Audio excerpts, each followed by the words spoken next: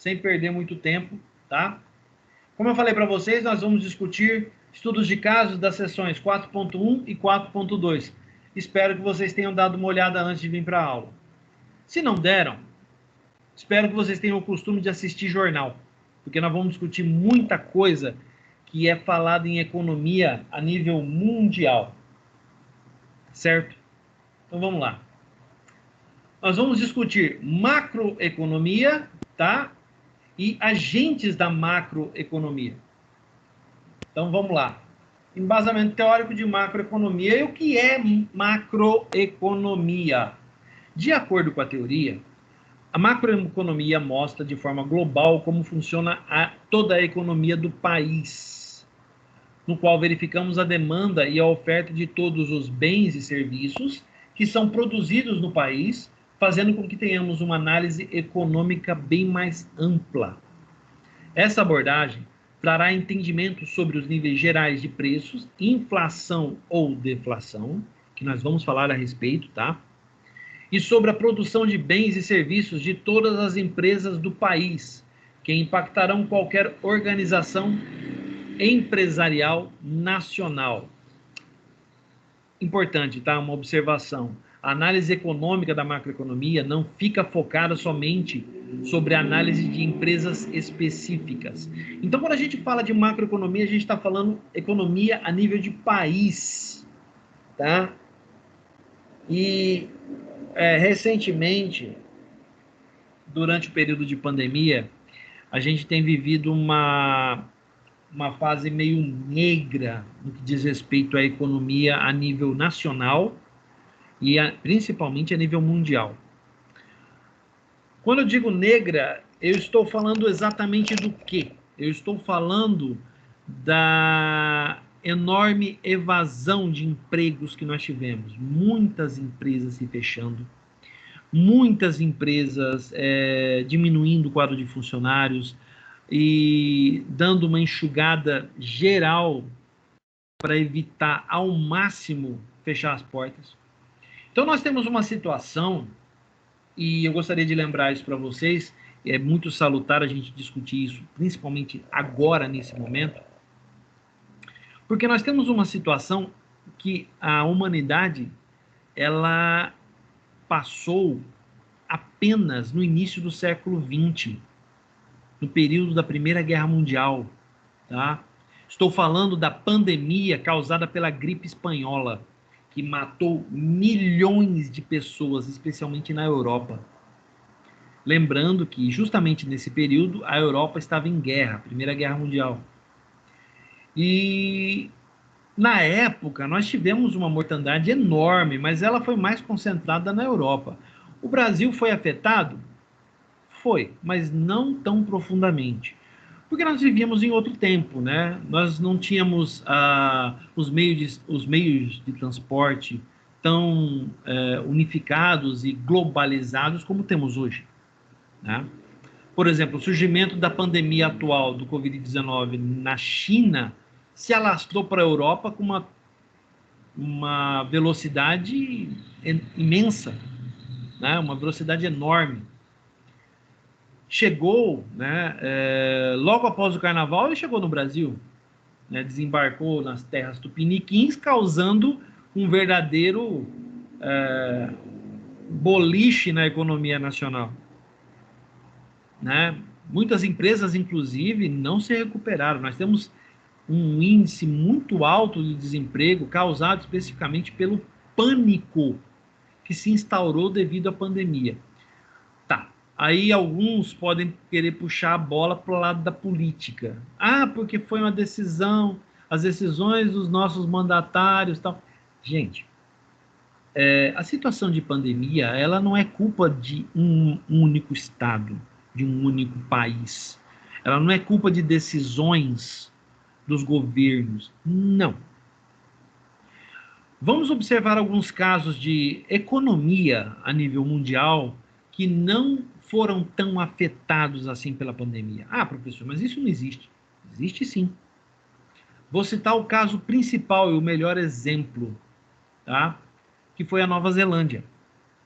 A Nova Zelândia, ela tomou algumas medidas de proteção da população, mas essas medidas, elas foram aplicadas de uma forma muito inteligente.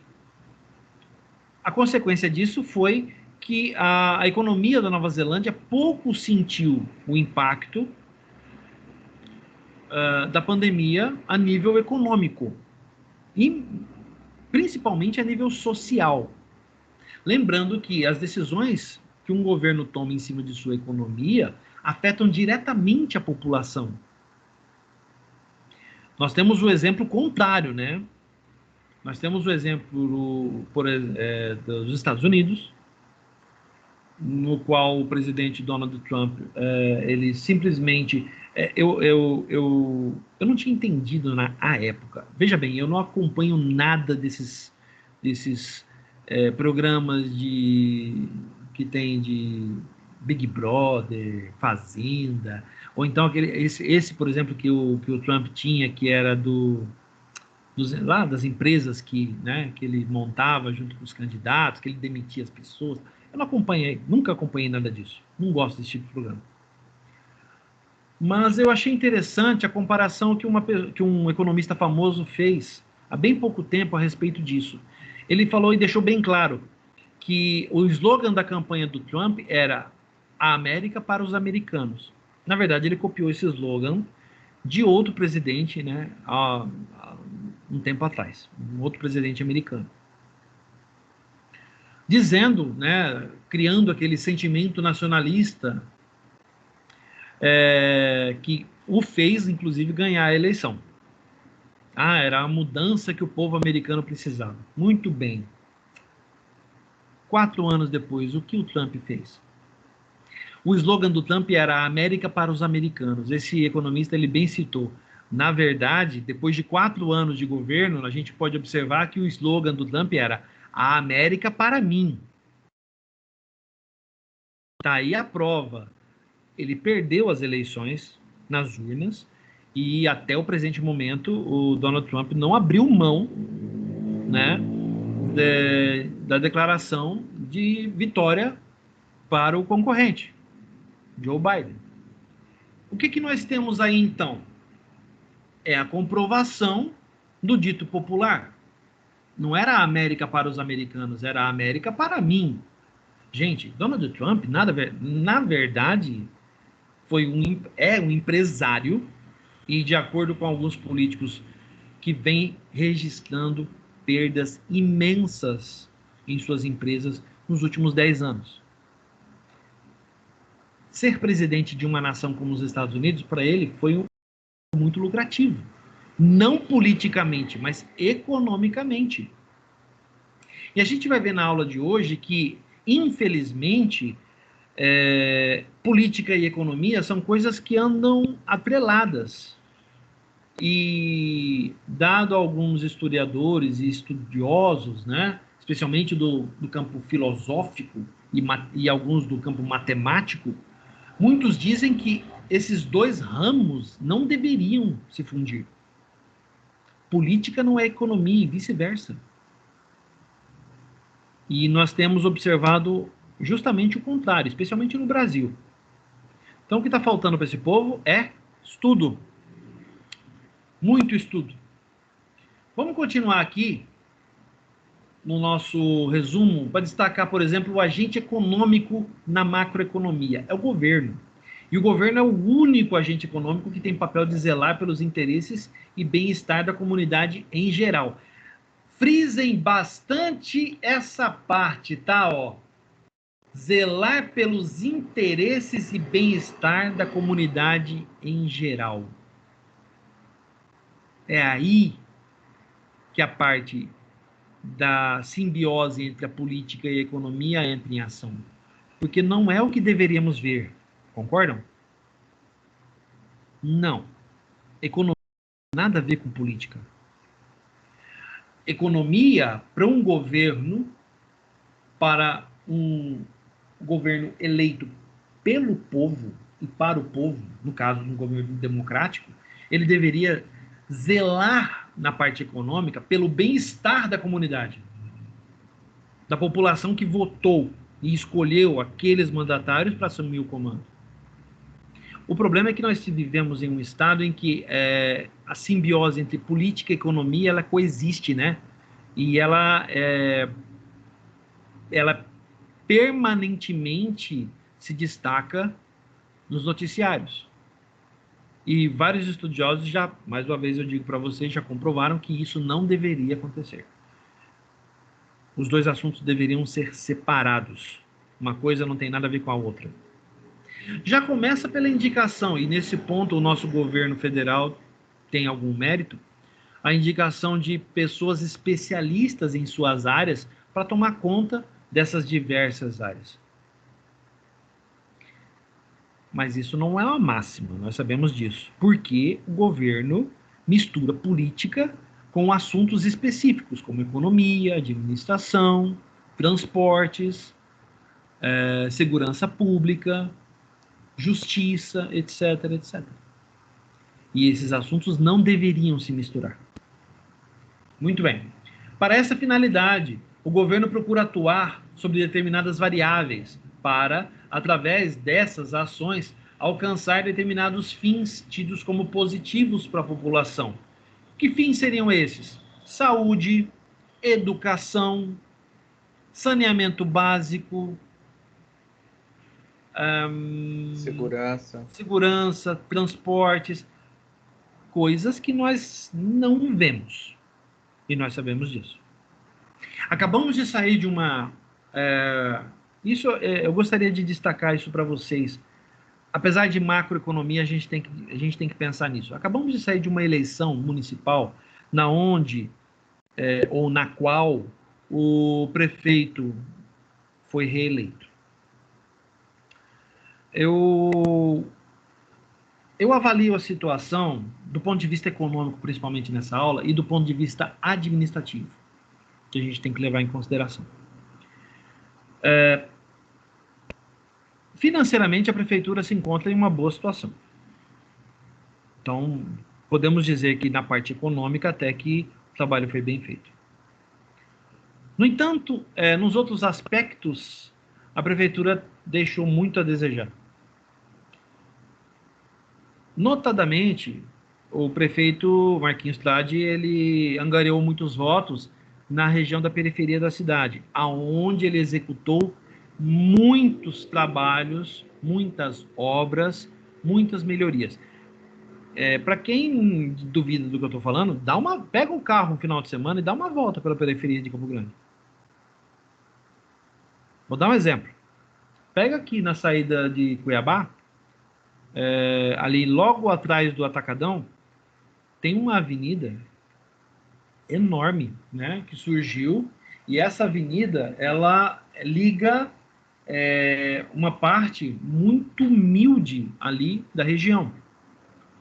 Inclusive, dando acesso, e um acesso muito interessante, até ao CDB, né, a nossa concorrente.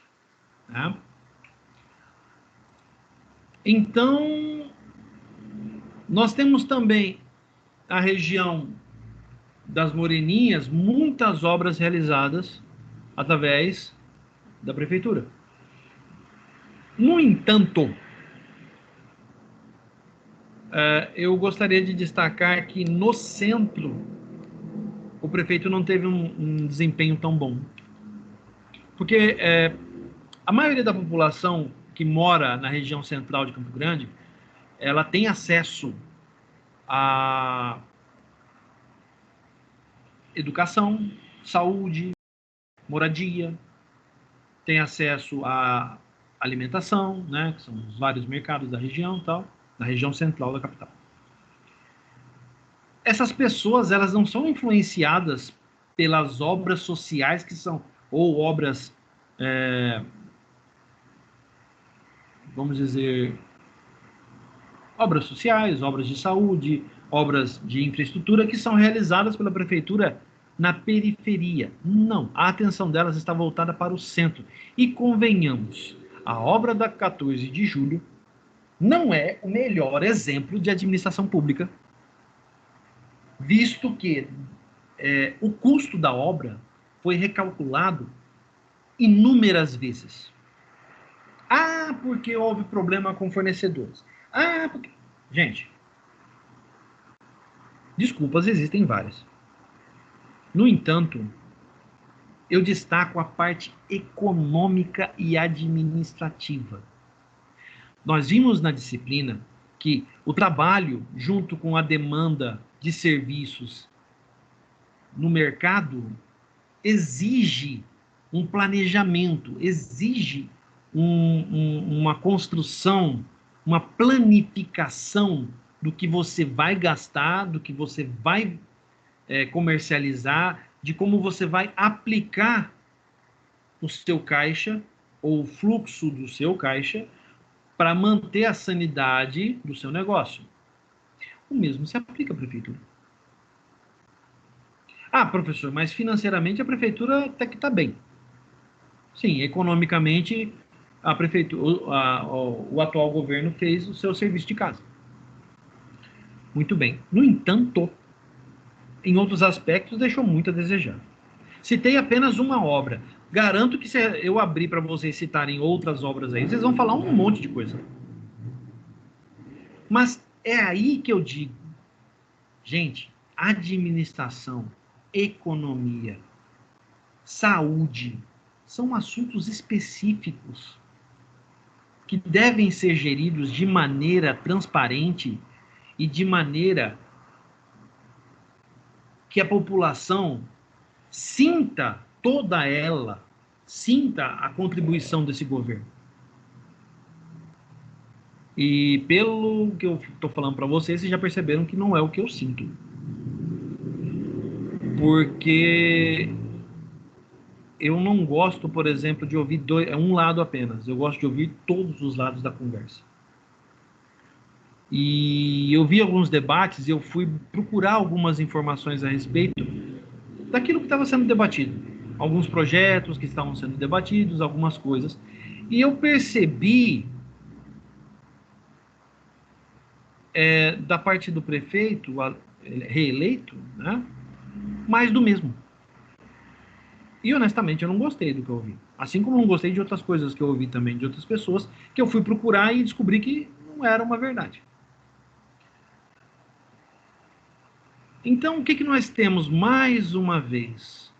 A política interferindo em assuntos administrativos, econômicos, de saúde, de justiça, de segurança pública, assuntos sociais, coisas essas que são específicas para pessoas que entendam dessa área. Então, no tocante ao nosso assunto, no caso de macroeconomia, se a gente considerar a macroeconomia da cidade, da capital como um todo, nós veremos que vamos imaginar um polígono, né? Onde cada aresta desse polígono, cada ponto de junção desse polígono seja uma área dessas que eu acabei de citar. Então, nós veríamos um cubo perfeito? Não. Nós teríamos um polígono deformado. E é o tipo de análise que a gente faz, obtendo informações. Por isso eu digo para vocês, esses assuntos não podem se misturar. Não devem se misturar. Porque a partir do momento que eles se misturam, o nosso polígono, que serve de modelo, ele começa a ser deformado. Porque a política exige que você envolva pessoas ligadas ao partido, pessoas ligadas à campanha. E o que garante que essas pessoas são realmente especialistas nas áreas em que atuam? Resposta: nada. Nada garante. Nós temos inúmeros exemplos para olhar para trás. Por isso que eu gosto sempre de falar para vocês: separem o assunto. Analisem cada aspecto do assunto. Para que aí vocês possam ter um desenho, um esboço do que está acontecendo. Observem, ouçam, analisem. Vocês são universitários. O papel de vocês é agir com inteligência, agir com sapiência, paciência, conhecimento, entendimento. E geralmente é o que eu espero dos meus alunos. Vamos continuar. Bom, e para alcançar o que o governo prevê em termos de macroeconomia, existem algumas metas que o governo deve estabelecer, que sejam alcançadas. Não é aquela história, vamos estabelecer a meta, vamos alcançar a meta e vamos dobrar a meta. Como uma certa presidente, pelo amor de Deus, gente, presidente. Não existe a palavra presidenta. Não danifiquem meus ouvidos, por favor. Vamos lá. E quais seriam essas metas no caso da macroeconomia? A gente tem meta do crescimento produtivo, visa o equilíbrio entre a oferta e a demanda de bens e serviços, a um nível satisfatório de emprego. O que isso quer dizer? Quer dizer o seguinte, quanto maior o desemprego, menor a demanda por bens e serviços, diminuindo a produção e o lucro das empresas. Então, quanto maior o volume de desempregados em um país, menor é a demanda.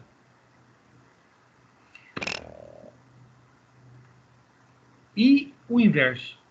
Quanto menos o desemprego, menor o desemprego, maior a demanda por bens e serviços, aumentando a produção e o lucro das empresas. Aqui eu faço um adendo. Quem aí, durante esse processo de pandemia que a gente está vivendo hoje, ouviu falar de pessoas que se reinventaram como empresários? Eu acho que a gente ouve todo dia algum caso, alguma pessoa que durante esse período de pandemia ela se reinventou, né? A gente tem até uma campanha legal feita pela Rede Globo junto com o Sebrae, né? A campanha do Vai, que é para incentivar o empreendedorismo. E nós temos vários exemplos de pessoas que eram profissionais liberais da área da, sei lá, vamos chutar, vamos colocar uma situação, deixa eu ver uma situação aí. Por exemplo, eu tenho um colega que ele era administrador, né? Ele tocava a gerência de uma empresa lá em São Paulo. Com a pandemia, ele perdeu o emprego. Muito bem, ele recebeu o acerto da empresa e, ao invés de se desesperar, ele investiu o dinheiro. Em quê? Em duas coisas. Primeiro, ele tinha uma ideia de trabalhar com o mercado de ações. Então, ele começou a investir no mercado de trade, que ultimamente virou moda, né? E ele também tinha uma outra ideia, que era trabalhar com comida. Mas não com qualquer comida. Ele sempre teve um interesse todo especial na culinária mexicana. O que ele fez? Ele criou um delivery de comida mexicana. Gente, o trading, que é a negociação de ações, virou um hobby. Porque esse cara, em 6 meses, ele está ganhando o dobro do que ele ganhava como administrador. Mas veja bem, existe toda uma noção por trás disso. Afinal de contas, o cara já tinha formação como administrador. Ele sabia como gerir o seu negócio. Tem muita gente que não tem essa noção. Mas, mesmo em alguns casos que a pessoa não tem essa noção, ela conseguiu se reinventar, ela conseguiu desenvolver atividades que hoje fazem com que ela ganhe muito mais do que ela ganhava na época. Dou um exemplo daqui de Campo Grande. Tinha uma colega que trabalhava em uma empresa de delivery mesmo, né? É isso mesmo. Ela trabalhava numa empresa de delivery. Só que ela trabalhava na parte administrativa. Beleza. A empresa fechou. Logo no começo da pandemia. Aquele apavoramento que teve logo no início. Muito bem. Ela recebeu o acerto dela e ela decidiu investir em algo que ela tinha como hobby, que era justamente o quê? Costura. Ela começou a fabricar máscaras. Eu mesmo comprei algumas máscaras dela. Só que ela percebeu que havia ali uma oportunidade, porque ela começou a fabricar máscaras temáticas. E ela investiu especialmente em times. Gente, hoje a empresa de delivery voltou e convidou ela para voltar novamente para trabalhar para eles. Ela agradeceu o convite, mas não, porque hoje ela ganha muito mais do que ela ganhava na época fazendo máscara de time. Recentemente ela também começou a fazer máscara infantil, né? Com desenhos, logotipos de super-herói e tal, que ela entrou em contato, tem toda uma questão de direitos autorais e tal, né? Então ela começou a vender algumas máscaras temáticas. Começou a fazer, que eu achei muito legal, ela faz máscaras personalizadas. A criança faz um desenho e ela transforma aquele desenho em uma máscara. Olha que legal. Teve criança fazendo máscara agora no Halloween, fazendo máscara de terror, né? Mas era máscara contra a Covid. Olha que coisa. É algo simples, né? No entanto, fez uma diferença enorme. E acreditem no que eu disser. Vocês estão vendo aí agora, recentemente, uma nova onda de Covid atacando a Europa. Quanto tempo vocês acham que essa onda vai levar para chegar aqui? Já Então, tá aí já, né, professor? pois é, tá batendo na porta, né? Tá batendo na porta. Então, gente, essa reinvenção, eu acho que todos nós vamos ter que passar por isso. Tá? Eu, por exemplo, eu sou grupo de risco. Eu estou trabalhando home office desde março. Eu não vou na empresa. Quando foi a última vez que fui na empresa? Foi em agosto. Nós estamos em novembro. Eu não vejo meus colegas de trabalho faz um tempão. A gente só conversa por ligação, por call, né? A gente faz as call utilizando o Teams também, que a gente usa na empresa. Só por aí. Então, é uma situação que a gente está vivendo, certo? Como o pessoal gosta de falar, é um novo normal. Não, não é um novo normal. É uma situação anormal, porque o normal é você sair na rua sem temer que a pessoa dê uma tosse, um espirro do seu lado e você fique doente. 7 dias depois você está lá quase morrendo. E é muito sério isso. Aproveito para trocar essa ideia com vocês e mais uma vez falar para vocês, gente, mantenham cuidado.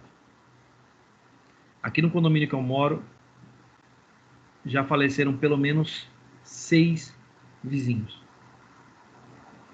Todos idosos, tal, mas são 6 pessoas em uma comunidade não muito grande. Quer dizer, eu tenho um vizinho do prédio do lado aqui, né, do bloco do lado, o cara faleceu de Covid. Ah, não acontece, comigo não acontece. Gente, como não acontece? E se não acontecer com você, se você não tomar cuidado, você leva isso para dentro da sua casa, acontece com alguém próximo a você, né? Bom, outra meta, vamos lá. Estabilidade de preços. Visa combater o aumento contínuo e generalizado dos preços, também conhecido como inflação. Aí, ó. O demônio que nos cerca, né? A inflação. Nós temos 2 tipos, tá? O índice de inflação moderada é aceitável visando o crescimento da economia. Então, é normal que um país aceite que a sua economia passe por um momento de inflação moderada e controlada. Isso é normal. Inclusive, a inflação controlada geralmente indica estagnação econômica, provocando o governo a estimular a geração de empregos. Professor, Então... Oi, pois não, Fábio. desculpa te interromper, mas é essa inflação que nós estamos vivendo no atual momento? Não. Não, a gente não está vivendo uma estabilidade de preços. Se você comparar o momento atual que a gente está vivendo agora, existem demandas de serviços que estão sendo atendidas. No entanto, a maioria da população está enfrentando uma situação atípica, né? Onde tem que haver todo um cuidado, uma toda uma profilaxia, que é o cuidado antecipado, né? Da situação para que não descambe para um índice enorme de pessoas doentes e mortandade. Legal. Só que aí você tem que pensar o seguinte: por que quando eu vou no mercado, por exemplo, o pacote de 5 quilos de arroz está beirando os R$ 25, sendo que antes da pandemia ele não passava dos 17? Por que subiu tudo isso? Qual o motivo? Qual a razão? O que levou a esse aumento excessivo? Gente, o que levou ao aumento foi um outro efeito que a gente não considera por causa da nossa atenção voltada para a pandemia, que é o quê? As exportações, né, professor?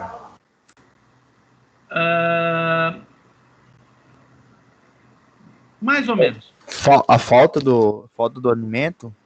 Isso, está mais ligado à falta de alimento. Mas entendam por quê. Nós estamos passando por um momento de impacto ambiental terrível, graças às mudanças climáticas que estamos enfrentando. Gente, não faz muito tempo, nós tivemos um mês aqui em Campo Grande em que a temperatura batia 40 sem fazer força. Gente, eu moro em Campo Grande a minha vida toda. Eu morei fora de Campo Grande pouquíssimo tempo, né? Um pouco em São Paulo, um pouco em Curitiba, um pouco no Rio Grande do Sul, né? Períodos curtos, 2 meses, 3 meses fora, né? Não posso nem contar dizendo que morei. No entanto, nos meus 46 anos, eu jamais presenciei um calor tamanho e uma secura tão grande como o Campo Grande está. Não sei se vocês têm acompanhado o jornal, mas o Pantanal está em estado de calamidade imensa. Hoje, por exemplo, eles estavam mostrando uma reportagem em que tinha um curicho com uma quantidade imensa de jacarés atolados nesse curicho, porque não tem água. Mas, professor, isso aí eu tinha visto, professor. Então, a quantidade de chuva que está caindo, a gente não tem água. Sim, mas a água do Pantanal não vem daqui. A água do Pantanal desce do Mato Grosso, desce da fronteira com a Bolívia, desce no começo da Amazônia. A água vem de lá. A água que cai aqui, ela vai, grande maioria, né, grande parte dessa água vai para o Rio Paraná. Não tem nada a ver, a bacia do Paraná. O Pantanal é a bacia do Paraguai. Ela é alimentada por outro bioma, que é a parte sul da floresta amazônica, que também tem sofrido bastante com essa parte de seca. Agora, com essas mudanças que nós estamos passando, pode ser que venha a chover no Pantanal e cause uma certa melhoria, mas isso eu estou falando de Pantanal. Eu dei o exemplo do arroz. Tem chovido aonde o pessoal planta arroz? Há um tempo atrás, não. Essa chuva começou agora. E não é uma chuva qualquer, né, meus caros? Dito que a tempestade que caiu hoje à tarde, né? Eu vi coqueiro aqui na esquina de casa dobrando por causa do vento. Então, nós estamos passando por um momento de crise no tempo, no clima. E não adianta fazer qualquer mimimi dizendo que não, essa mudança climática ela é prevista de tempos em tempos. E o tempo de vida de um ser humano é quanto?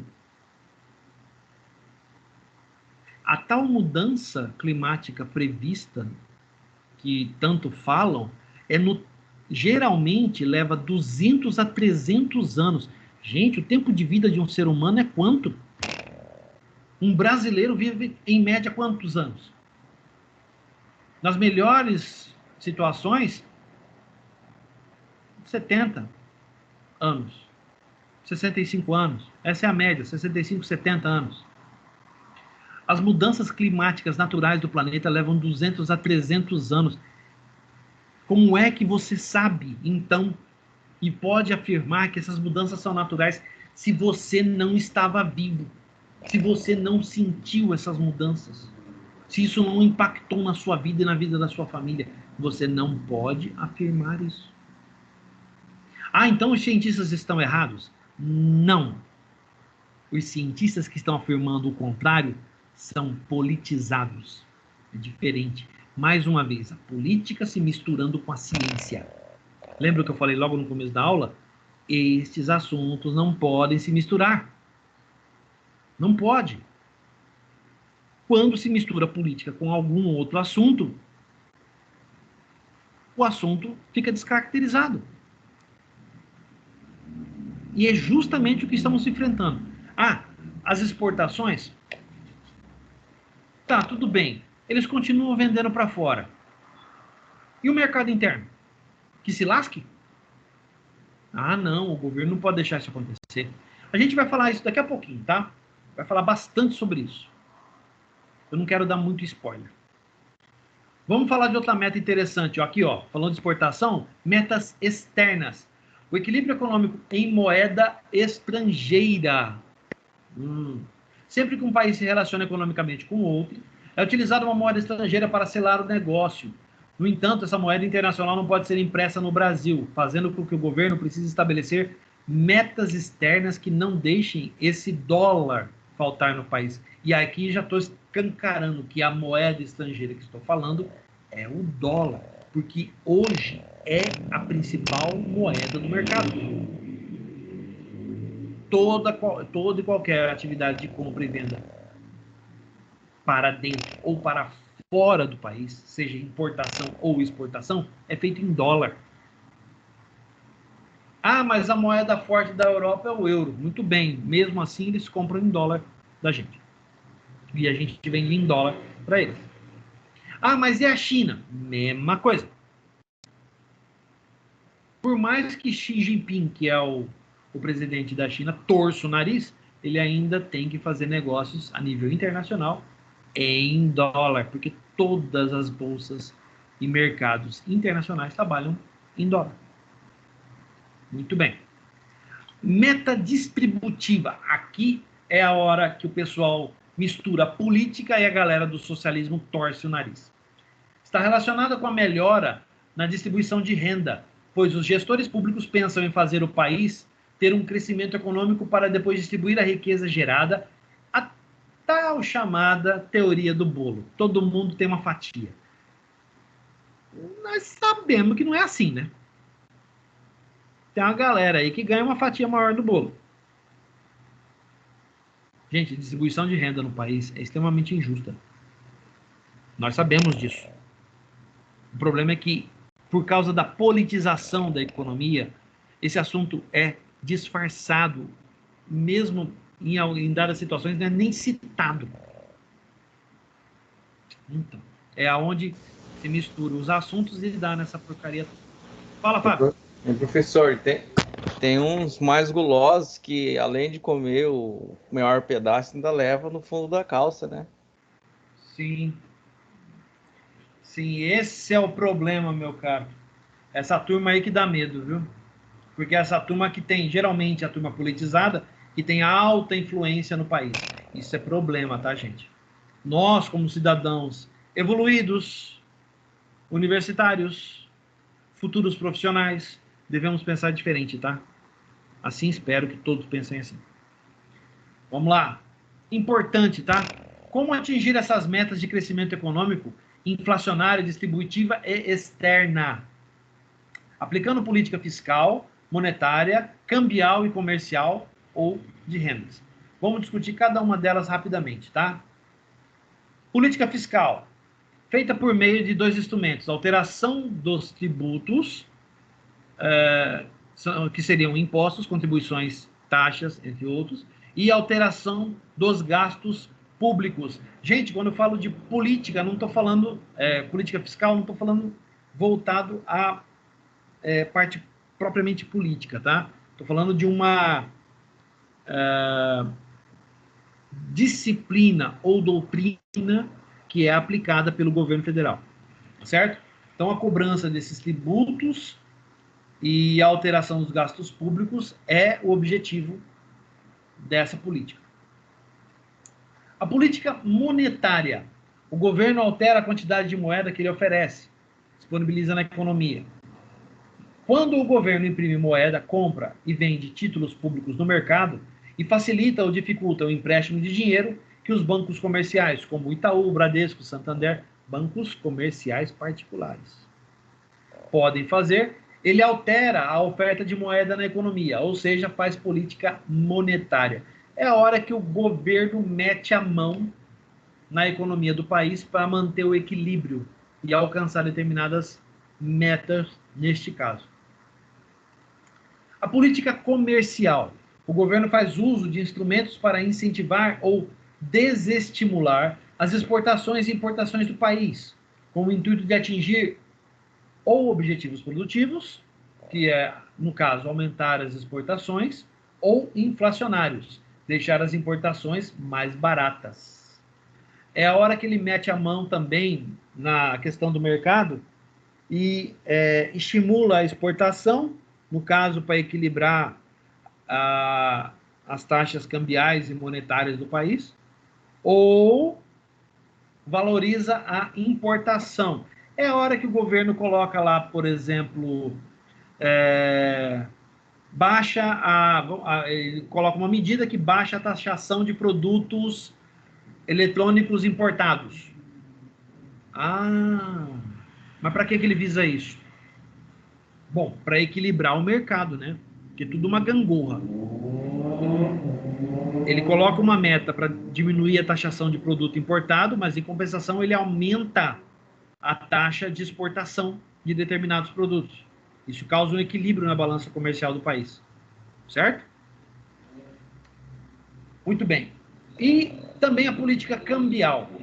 O governo vai comprar ou vender moeda estrangeira, dólar, euro, etc., no mercado cambial para controlar a taxa de câmbio do país. Isto é, deixar a moeda nacional mais valorizada ou desvalorizada, para dessa forma ampliar ou reduzir as exportações e importações, atingindo as metas produtivas inflacionárias externas do país. É a hora que o governo mete a mão para aumentar o valor do dólar ou diminuir o valor do dólar.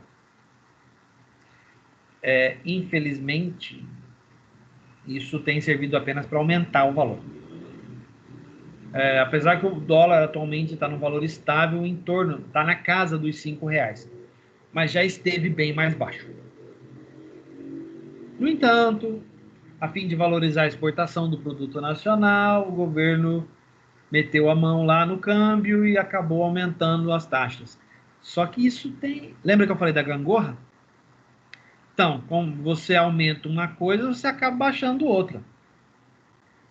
Ele aumentou o valor do dólar para incentivar a exportação. Em compensação, a importação foi para o saco. A gente não compra mais produto importado. O valor do dólar está muito alto. Então, foi um tiro no pé? Pois é. A política de rendas, né? Ela é feita por ações que buscam uma melhoria na distribuição de renda da população, a chamada justiça social, que no Brasil ultimamente não anda sendo praticada. Tal política é executada por meio de controles dos preços e salários, para que os segmentos sociais menos favorecidos tenham melhores condições de vida.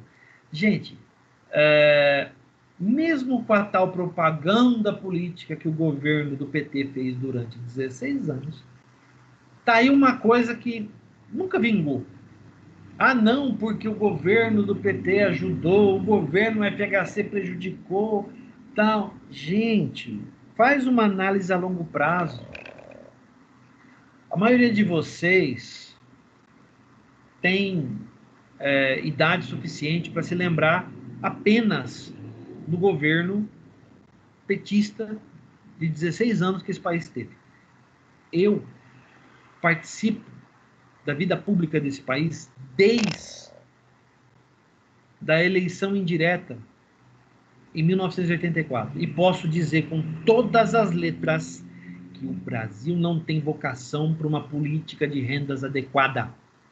O equilíbrio da distribuição de renda na população do país é inexistente.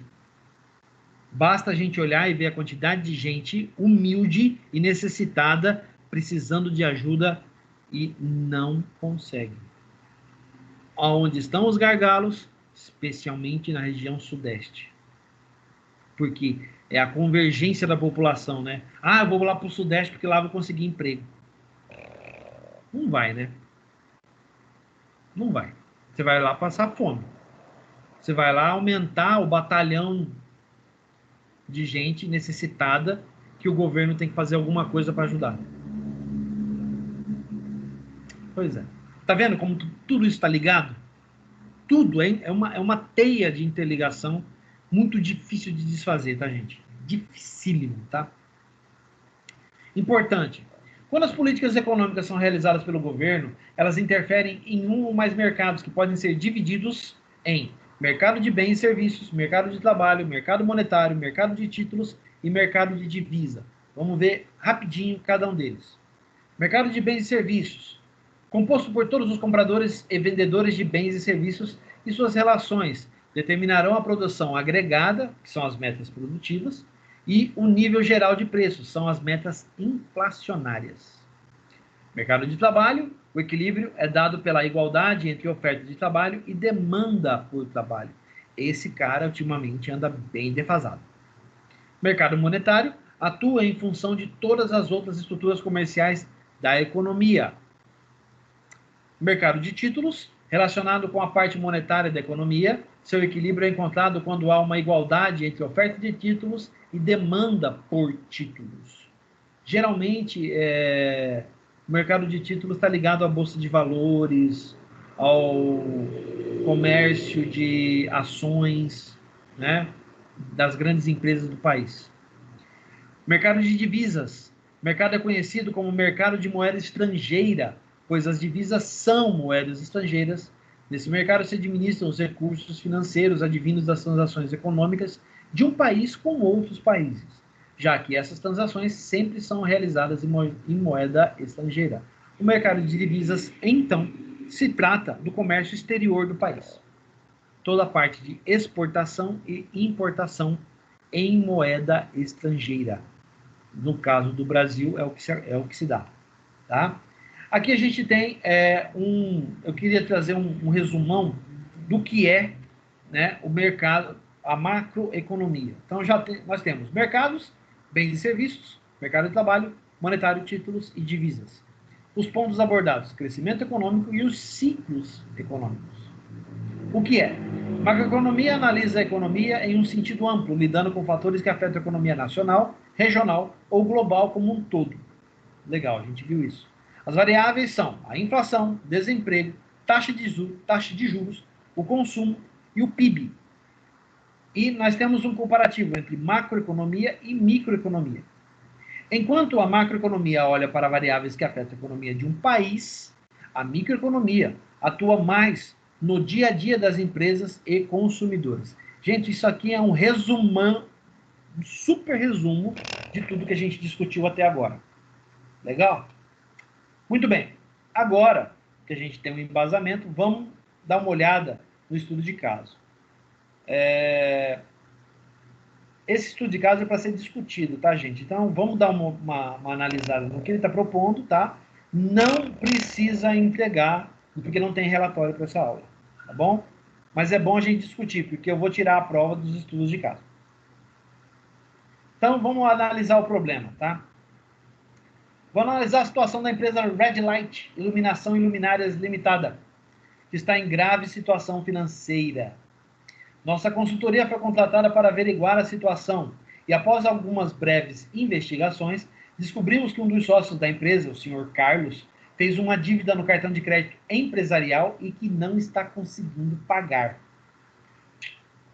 Pois é. Todo mês, o valor da taxa de juros cobrado nessa fatura é ampliado. A gente sabe, né? Se você ficar devendo cartão de crédito, é juros sobre juros. Uma dívida de R$ 1.000, ao final do ano, saltou para mais de 13 mil. Isso, dependendo, lógico, da taxa de juros anual que está sendo cobrada. Lembrando que a taxa de juros do Brasil é uma das maiores do mundo. Por conta da política econômica que sucessivamente está aumentando a taxa de juros Selic do país. A taxa de juros Selic, para quem não sabe, é aquela que afeta todas as outras taxas de juros cobradas pelas empresas do país, que englobam, inclusive, as administradoras de cartão de crédito. Então, vamos fazer uma pesquisa rapidinha aqui. Se o pessoal já souber do que se trata, beleza. Vamos ver aqui. Eu vou jogar o Pares Burro aqui e vamos falar sobre taxa de juros Selic. Eu já até tinha pesquisado isso aqui antes, tá? Ó, a Selic é a taxa básica de juros da economia do Brasil, utilizada no mercado interbancário para financiamento de operações com duração diária, lastreadas em títulos públicos federais. A sigla Selic é abreviação de Sistema Especial de Liquidação e Custódia. Vamos ver se ele fala aqui da onde que é quem gere a taxa Selic. Aqui, ó. Essa sigla nada mais é do que um sistema computadorizado utilizado pelo governo a cargo do Banco Central, para que haja controle na emissão, compra e venda de títulos. Lembrando que os títulos são ações de bolsa de valores, tá? A taxa Selic é obtida pelo cálculo da taxa média ponderada dos juros praticados pelas instituições financeiras. A seguir, ele fala como a gente descobre. Isso aqui é interessante, tá? Ó. Olha só que legal. Como que é cobrada a taxa Selic hoje? Gente, é isso aqui que determina a taxa de juros do cartão de crédito, tá? Para quem não sabe. Beleza? Então vamos voltar aqui. Legal, eles querem pegar a gente na marra para fazer curso. Às vezes é interessante, tá? Vou deixar isso aqui no cantinho. E vamos voltar aqui para o nosso problema. Agora que a gente sabe o que é taxa Selic, vamos analisar aqui, ó. Devemos preparar um relatório para a empresa indicando algumas informações sobre a ocorrência. Algumas perguntas feitas pelos diretores da empresa deverão constar do relatório com respostas. Essas são: que tipo de política econômica está sendo feita no país que traz alterações na taxa de juros? Será que a taxa de juros diminuirá nos próximos meses, ajudando, seria Carlos, tá, a pagar a dívida? E qual é a melhor abordagem para constar a dívida no fluxo de caixa, nesse caso específico? Então, a gente tem que responder essas perguntas, né, como uma solução do estudo de caso. Bom, vamos ver parte a parte, tá? Primeiro, aqui na solução. A política monetária é aquela que traz... A política que, né, no caso que ele está... Qual a política econômica que está sendo usada? É a política monetária. A gente viu no resumo, tá? É aquela que traz alterações sobre a taxa de juros do país. Olha só, detalhando um pouco mais. Implantada pelo Copom, Comitê de Política Monetária, órgão ligado ao Banco Central do Brasil. É o Copom responsável pela tal taxa de juros Selic, certo? É o Copom que faz isso. Legal. Agora a segunda, ó. Saber se o governo vai ampliar ou diminuir a taxa de juros do país já é uma situação mais complicada, pois isso depende dos objetivos governamentais naquele momento. Metas produtivas, metas inflacionárias e metas externas. Se o governo, por exemplo, quiser atingir uma meta produtiva, a tendência é que ela diminua a taxa de juros, é que ele diminua a taxa de juros para estimular a aquisição de bens e serviços, o que aumentaria a produção e o emprego no país. Agora, vamos olhar para o cenário atual. O governo que atualmente está trabalhando com metas produtivas inflacionárias e externas de qual tipo? O governo está incentivando exportações? Qual a opinião de vocês a esse respeito?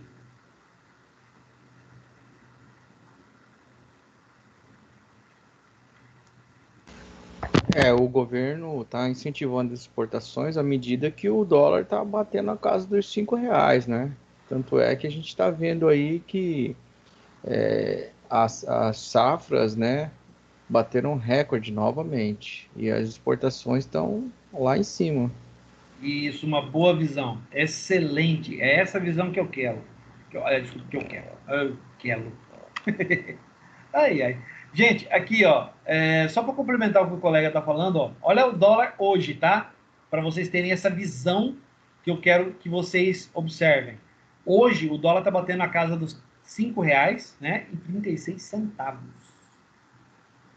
Então, só por aqui, o que a gente pode observar? Se a gente voltar aqui para a análise que foi feita, o governo está visando o quê?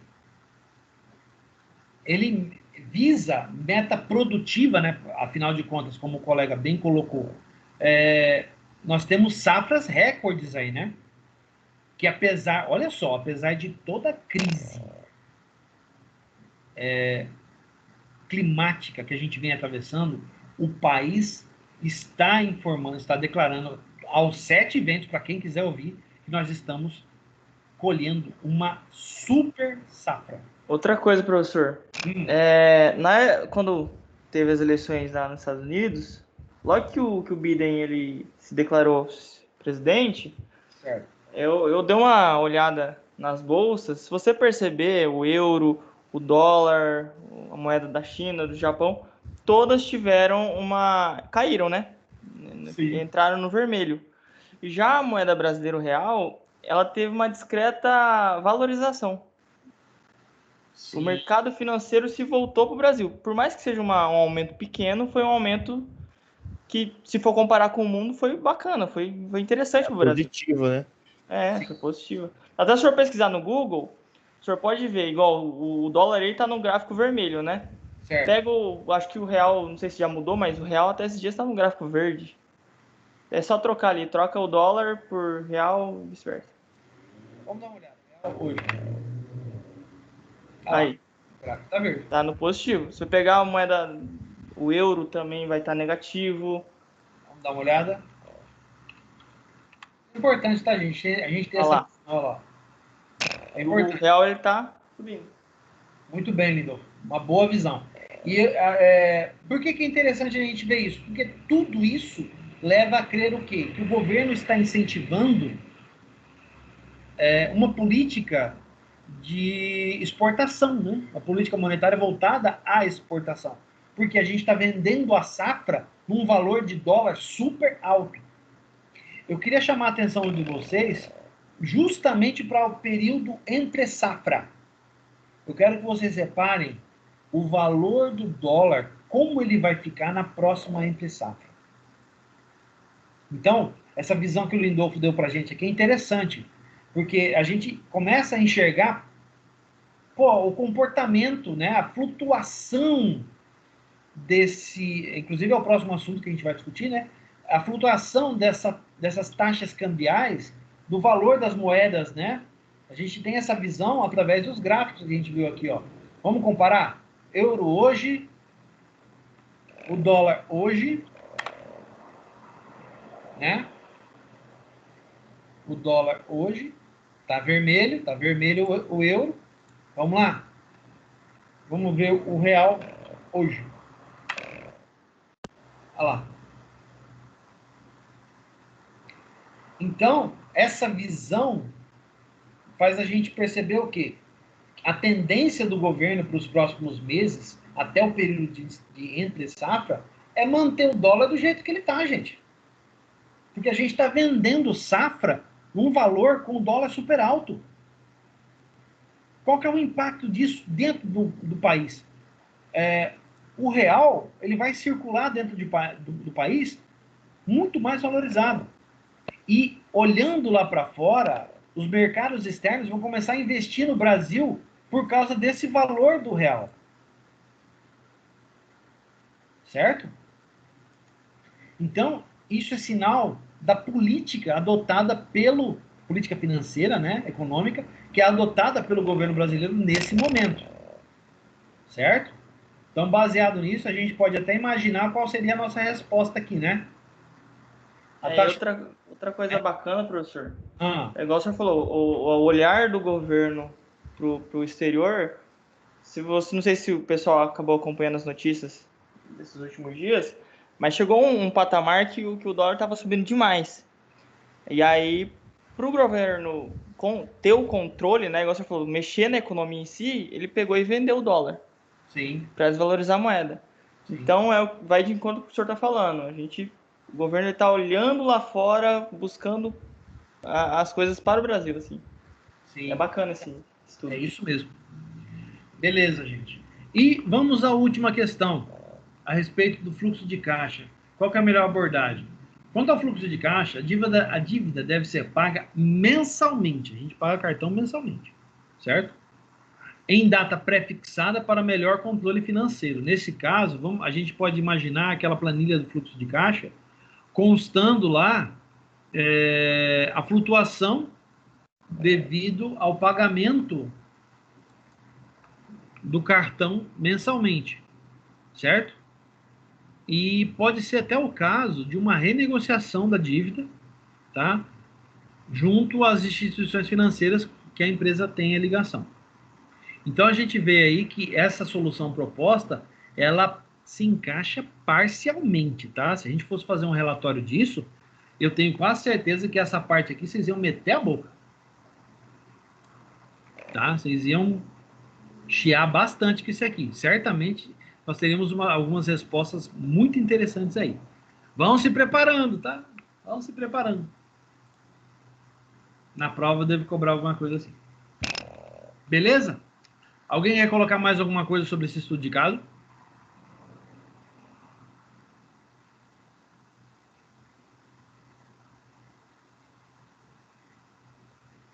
Muito bem. Então vamos em frente. O segundo embasamento teórico, que é agentes, estrutura e parâmetros da macroeconomia. Aqui a gente vai falar muito da parte estrutural, tá? Especialmente a parte estrutural e parâmetros. Os agentes nem tanto. Vamos começar analisando o que é PIB. Produto Interno Bruto. É a soma do valor de mercado de todos os bens e serviços finais produzidos por um país em um período determinado. Vamos dar uma olhada como é que está o PIB brasileiro. PIB Brasil. 2020, vamos ver. Isso aqui é previsão, tá? Certamente não tem um valor. Então, o PIB do Brasil em 2019 foi de 7,3 trilhões de reais. Muito bem, vamos dar uma olhada aqui no IBGE, as informações que são divulgadas aqui. Então, o PIB de 2019, 7,3 trilhões. O PIB do segundo trimestre de 2020, compreende o mês de abril, maio e junho, é de 1,7 trilhões. O PIB per capita, que é a renda por pessoa no país, deveria ser assim, mas não é de R$ 33.593,82 em 2018. E o crescimento do PIB é negativo, o acumulado em 4 trimestres. Então, o valor do país caiu menos 2,2%. O somatório de todas as riquezas e serviços do país caiu. Então, nosso PIB está abaixo, tá, do que é esperado. Muito bem. Uma pequena observação, tá? Dizer que o produto, que é equivalente à renda, não está relacionado com tudo o que o país produz em um determinado período de tempo. Produto, em economia, é a soma apenas dos chamados bens e serviços finais. Isso aqui influi diretamente nisso aqui, ó, no PIB real. Então, aqui a gente vê um PIB que é uma proporção, tá? Do somatório dos valores de mercado dos bens e serviços. Aqui a gente tem uma visão um pouco diferente, tá?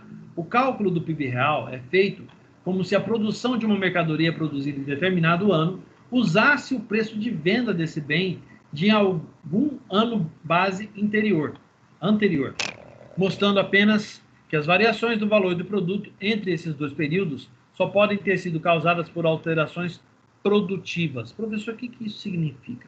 Quer dizer que o valor do PIB real que a gente viu de 7,3 trilhões de reais em 2019 não é um valor real? Provavelmente não. Vamos analisar isso? Tem um gráfico aqui que mostra, ó. Por exemplo, ó, PIB em termos nominais em 2002. Vamos pegar esse aqui, tá? Vamos pegar banana e laranja. Então, em 2002, a gente tem a quantidade versus o preço. 15 unidades a 20 centavos, R$3. 50 unidades de laranja a 22 centavos, R$11. O PIB é o somatório disso, R$14 em 2002.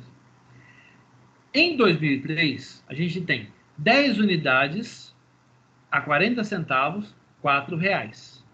45 unidades a 25 centavos, R$11,25. A gente tem um PIB de 15,25. Então, quando a gente pega esse cara vezes esse cara, a gente tem 10 unidades a 20 centavos, R$2. 45 unidades a 22 centavos, desculpe, R$9,90. Somando, a gente tem um PIB de 11,90. Em termos nominais, o PIB cresceu cerca de 9% entre 2002 e 2003. Se a gente comparar aqui, teve um crescimento.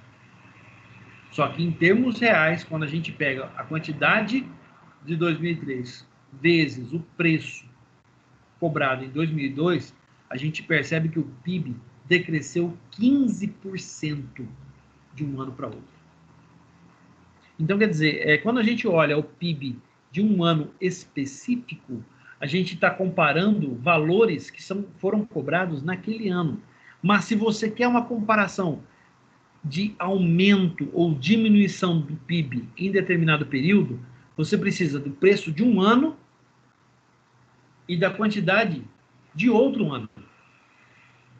Multiplicando os dois, você tem o valor de diferença entre esses anos, certo?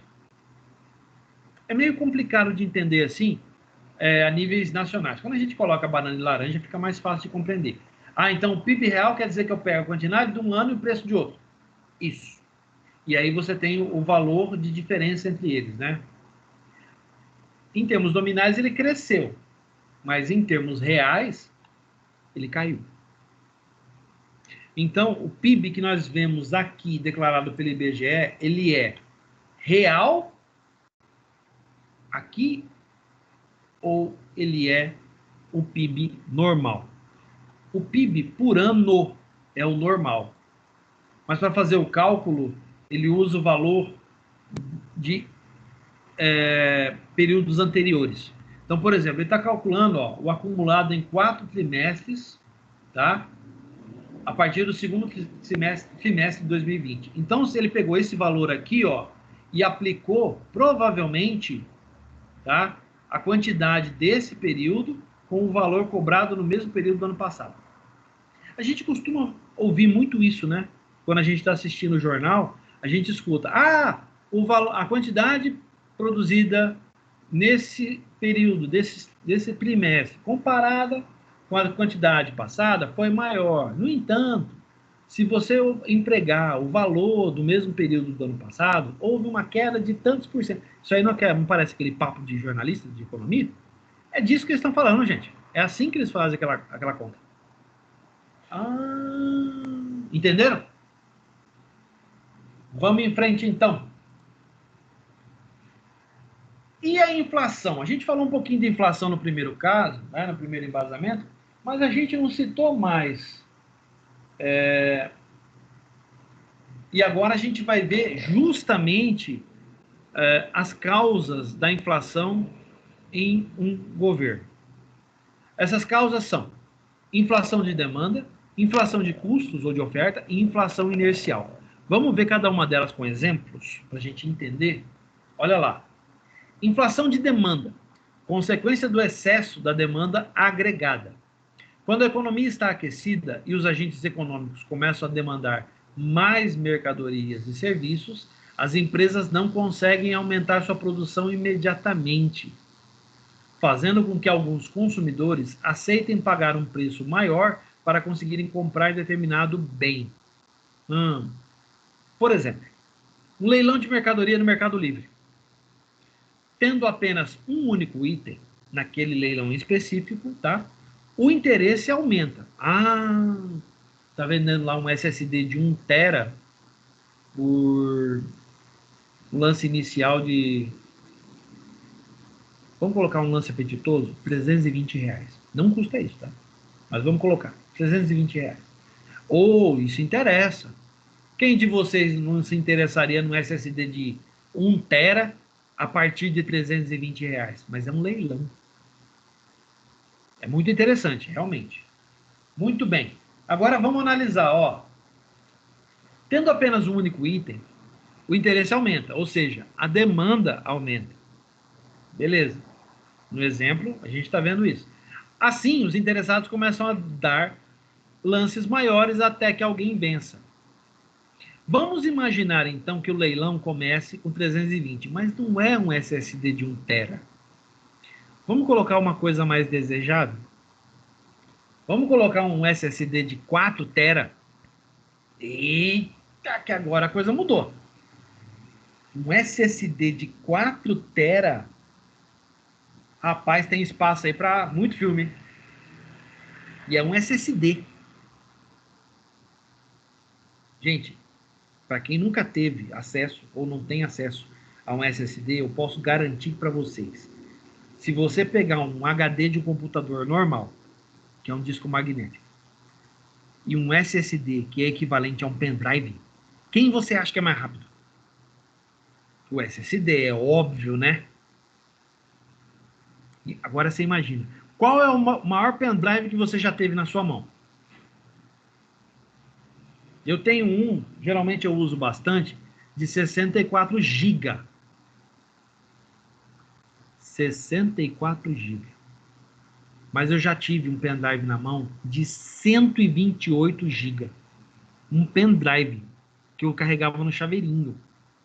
128 GB. Gente, dá para instalar o Windows dentro dele. O Windows, o Office, dá para instalar um monte de coisa dentro de um pendrive desse. Agora eu gostaria que vocês imaginassem o seguinte. Calcula um pendrive que tenha 4 tera. Gente, 4 tera é 4... Assim, arredondando de forma bem grosseira, seriam 4.096 gigas. Cabe muita coisa ali, né? Opa, mudou de figura. Ficou interessante. Já apeteceu, pô. Puxa vida, né? Dá pra dar um lance nesse leilão aí, 320 conto? Mas é o primeiro lance, né? Beleza. Aí você dá o primeiro lance, aí vem outro, dá outro lance, e assim por diante. Até que alguém vença. Isso é o exemplo de inflação de demanda. O preço está aumentando. Começou em 320. Fechou em quanto? 1.200. Eita! É o que a gente fala, né? Inflacionou esse preço, hein? Pois é, mas por causa da demanda. A demanda é alta, a oferta é baixa. Só tem um. Entenderam? Vamos em frente. Inflação de custos. Tem relação direta com a oferta, pois o nível de demanda se mantém equilibrado, o mesmo valor, tá? Porém, a produção, que seria a oferta desse bem, diminui por um motivo qualquer, fazendo com que falte aquele item no mercado, que aumenta o seu preço de venda. Tá. Vamos dar uma olhada no exemplo. O aumento de preço de venda do etanol nos postos de combustíveis. Opa, isso eu sei do que você está falando. Quando estamos no período de entre-safra, menor produção da cana-de-açúcar. Não só do álcool, né? Mas a gente também tem algumas situações do aumento de combustíveis em geral, né? Por causa da escassez de petróleo no mercado, especialmente quando o pessoal que comanda o preço do petróleo aumenta o barril, né, no mercado internacional. Consequentemente, a gasolina vai aumentar. Certo? Então, esse é o tipo de inflação que é causada pelo aumento do custo, por causa da falta do item no mercado. Entenderam? Vamos em frente. Inflação inercial. Fenômeno de aumento automático de preços, para que esse reajuste traga uma recuperação do poder de compra já perdido, ou como uma antecipação à perda de poder de compra que poderá acontecer. Esses reajustes acabam sendo repassados automaticamente para todos os outros preços que formam a economia, gerando uma inflação inercial. Exemplo: um salário é reajustado anualmente para recompor as perdas financeiras trazidas pela inflação que aconteceu durante esse ano. A maioria dos sindicatos hoje em dia trabalha com database. Por exemplo, eu pertenço ao sindicato dos desenvolvedores da área de TI, né? E também, por causa da Unimed, onde eu trabalho, eu pertenço também ao sindicato dos trabalhadores do setor médico. E, além disso, eu também pertenço ao sindicato dos professores. Então, eu tenho 3 instituições que trabalham e negociam reajustes com os empregadores. E eles levam isso com base em quê? Com base na perda de compra do período em que a gente está passando. Então, a minha database, por exemplo, para a área de TI, é em junho. Então, eles pegam de junho do ano passado até junho deste ano, tem uma previsão de perda de compra de algo em torno dos 8%. Muito bem, então eles entram na negociação com a empresa baseado nesse valor. Para quê? Para que eu possa ter uma recuperação do poder de compra desse período. E aí a negociação geralmente oscila da seguinte forma: o sindicato joga, é 8%, então o sindicato começa a trabalhar com 10%, ou às vezes 12%. E aí vem negociando até ele alcançar um nível que seja aceitável para o empregador poder pagar, ou para os representantes dos empregadores. Já posso adiantar que nas empresas de TI, essa negociação ela é muito complicada, tá? Porque as empresas não querem pagar, não querem arcar com as perdas do período.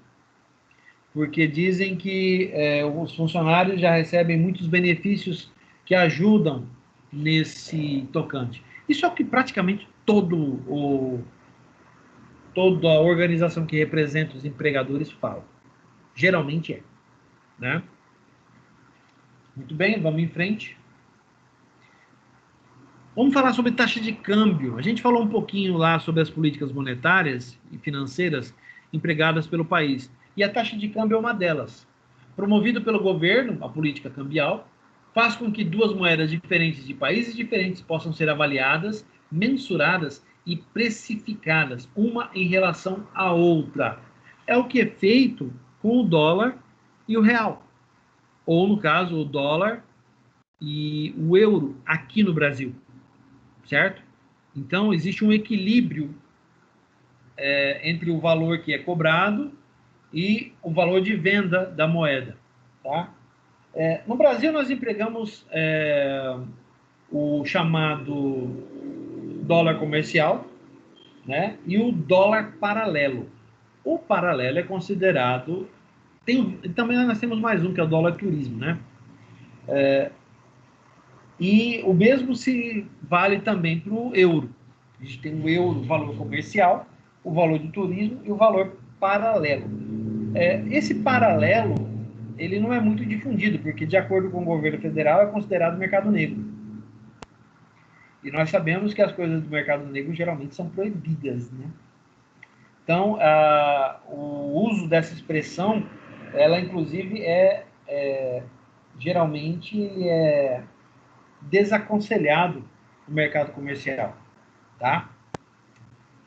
Vamos em frente. E como funciona o câmbio?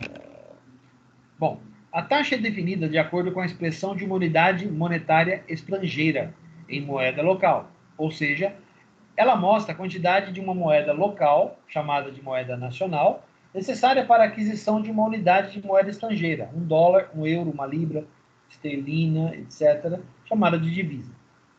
Um exemplo é a compra de dólares, né? Quando a gente vai viajar, se a taxa for R$ 4, seria ótimo. Para R$ 1, significa que precisaremos de R$ 4 para comprar R$ 1. Muito bem. Assim funciona a questão do câmbio, da política cambial adotada pelo governo brasileiro. E geralmente os outros governos afora do mundo trabalham da mesma forma. Tá? Nós temos algumas características a respeito do câmbio que devemos considerar. Primeiro, flutuação da taxa de câmbio, causada pela mudança na demanda de uma moeda e impacta o volume de importações e exportações do país. Nós já falamos sobre isso em alguns exemplos que demos, né? O valor do dólar de ontem era um, de hoje é outro. Câmbio flutuante está ligado diretamente a isso, tá? O governo não intervém nesse mercado de compra e venda de moeda estrangeira. Então, o câmbio fica livre para oscilar entre o valor mais alto ou mais baixo. O governo só interfere no caso do câmbio fixo. O governo estipula uma taxa de câmbio e intervém no mercado de divisa para mantê-lo sempre naquele mesmo patamar. O governo brasileiro faz isso vez por outra para que não haja um aumento muito grande do valor do dólar no país, porque isso pode interferir demais na questão de importação, tá? Então, o Brasil, geralmente, o governo mantém uma certa distância e quando percebe que o valor está muito alto, ele interfere, certo? A gente escuta, por exemplo, o Lindolfo deu um exemplo muito bom, a questão de venda de dólares para estabelecer um equilíbrio cambial, né, nessa balança, nessa flutuação que existe no país, certo? E nós temos também, gente, a denominada flutuação suja. E o que é? É a mistura do câmbio flutuante e o câmbio fixo, pois a taxa de câmbio pode sofrer alterações, característica do câmbio flutuante. Mas o governo pode intervir no mercado cambial, que é uma característica de câmbio fixo. Ou seja, o governo observa as alterações que o mercado traz sobre a taxa de câmbio, mas quando a moeda nacional fica muito desvalorizada, isso na opinião do governo, atrapalhando as metas inflacionárias do país, ou quando a moeda nacional fica muito valorizada, também na opinião do governo, atrapalhando as metas produtivas do país. O governo faz intervenções cambiais, vendendo ou comprando dólar, para controlar o nível da taxa de câmbio. Então, é mais ou menos aquilo que a gente estava discutindo agora há pouco, né? Quando o governo intervém no valor do dólar, por exemplo, para comprar dólar, ele faz o valor do câmbio aumentar. Quando ele vende a moeda, ele abaixa o valor da moeda, ele interfere no câmbio flutuante, certo? Ele cria o câmbio fixo. E a flutuação suja é justamente quando vamos dizer assim, a balança cambial ela não está de acordo com a política do país, em termos monetários, tá? Aí o governo interfere, de uma forma escancarada ou não.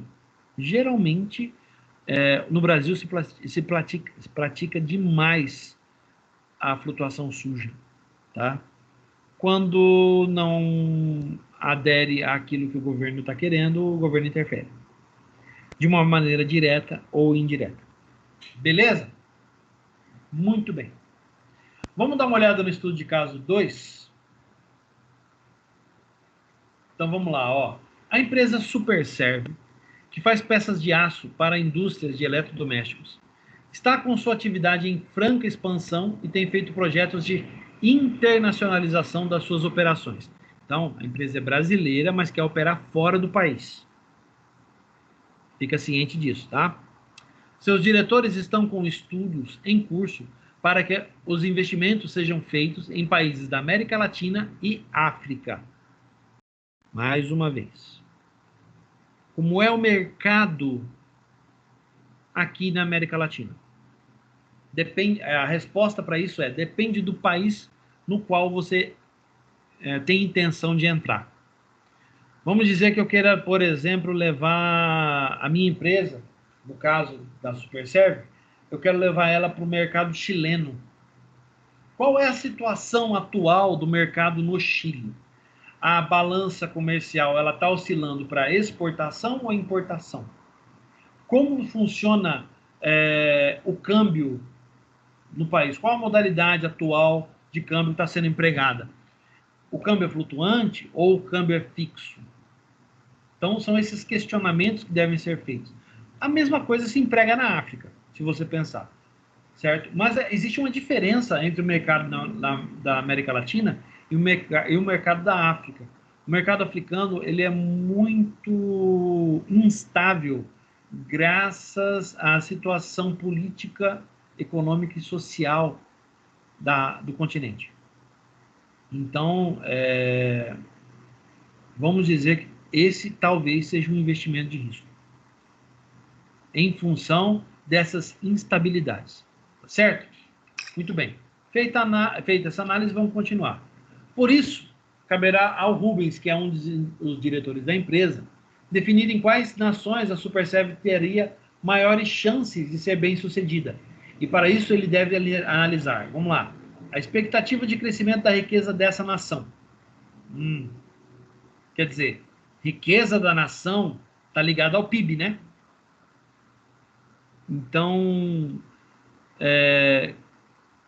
qual a taxa do PIB atual dos países que ele tem em mente e qual o valor de acréscimo ou diminuição do PIB desses países? É uma das coisas que tem que ser consideradas. Outra, a relação da moeda local com a moeda da nação destino. Como o Brasil se relaciona com a moeda do país que ele está analisando? Por exemplo, Argentina usa pesos, né? Os pesos. No Uruguai também. No Chile, se eu não estou errado, também. Então, qual é a cotação atual e a relação da moeda brasileira com essa moeda estrangeira dos países que ele está considerando? E por último, e como se comportam os preços nesse outro país? Mais uma vez, voltando para a balança, né? Para aquela gangorra que a gente tem da exportação e importação. Como está o investimento? Como está a economia? Qual é a política econômica adotada no país naquele momento? Então, para isso, quais variáveis econômicas necessariamente o Rubens terá que analisar? Bom, a gente já destacou várias aqui, né? Vamos ver qual foi a solução proposta, tá?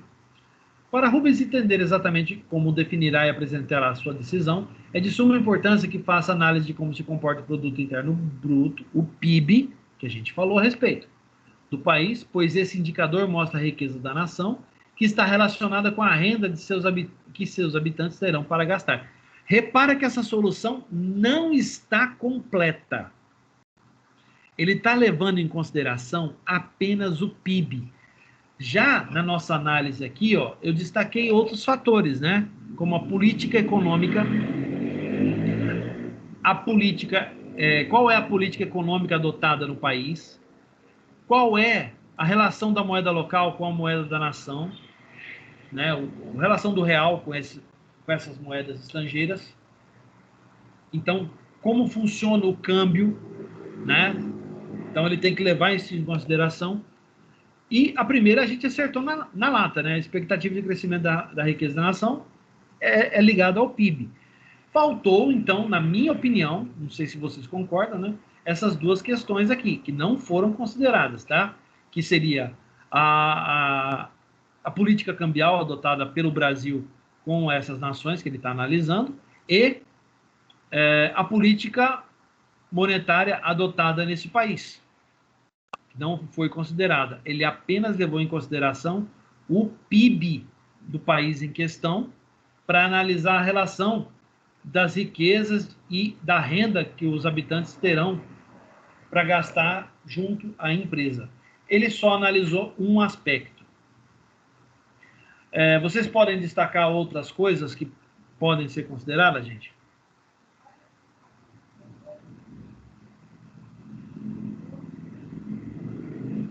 Gente, só um minutinho, por favor, tá?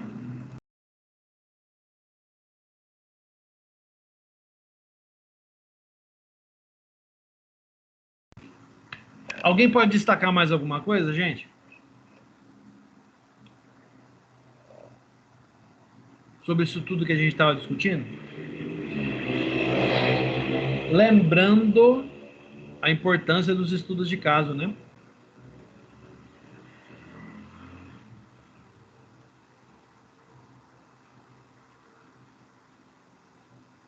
Mais nada?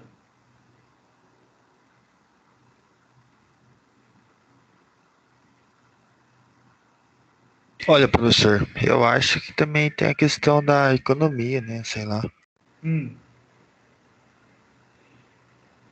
Certo. Mais alguma coisa que a gente possa acrescentar aqui, gente? A política. No caso a gente tem que também a gente poderia considerar qual o nível de relacionamento entre a política e a economia do país, né? No caso, o governo federal desse país, como ele se relaciona e como os membros desse governo se relacionam com a economia nacional. A gente tem que levar isso em consideração. Por exemplo, as pessoas ligadas ao Ministério da Economia deste país são especialistas na área, trabalham com economia, entendem do assunto. Isso é uma análise importante, né? Então, repara que um simples estudo de caso já traz para nós uma série de coisas que tem que ser levado em consideração, né? Não é simplesmente chegar aqui e falar, não, tem que fazer assim, assim, assim. Não. Gente, é uma situação ampla que deve ser analisada em seu todo. Muita coisa tem que ser considerada.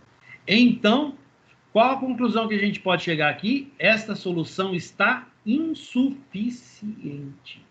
Não basta apenas analisar o PIB. Existem outras coisas que devem ser consideradas. Certo? Aquela taxa da Selic, né? Não, é importante, a Selic é brasileira. Você precisa, nesse caso, analisar junto a esse governo estrangeiro como funcionam as taxas de juros nesse país. Quer dizer, você tem mais um problema. Aí também tem que ver como funcionam as taxas deles, isso, né? Isso, exatamente. Porque essas são regras que funcionam para o Brasil, né? A taxa Selic, que regulamenta a taxa de juros do país, ela é uma regra brasileira. Então, como esse país estrangeiro trabalha a sua taxa de juros? Tem essa também. Então, é mais uma consideração a ser feita. Então, esta solução é insuficiente. Todo mundo entendeu isso, gente? Deu para entender um pouco. Deu? Beleza? Todo mundo compreendeu? Sim, professor, entendi sim. Sim, Excelente, então. tranquilo. Lembrando... Fala, Denilson. Não, eu estou falando para o senhor que eu entendi, sim. Beleza. Tá ótimo. A explicação que o senhor fez Tá aí ótimo. foi bem tranquila.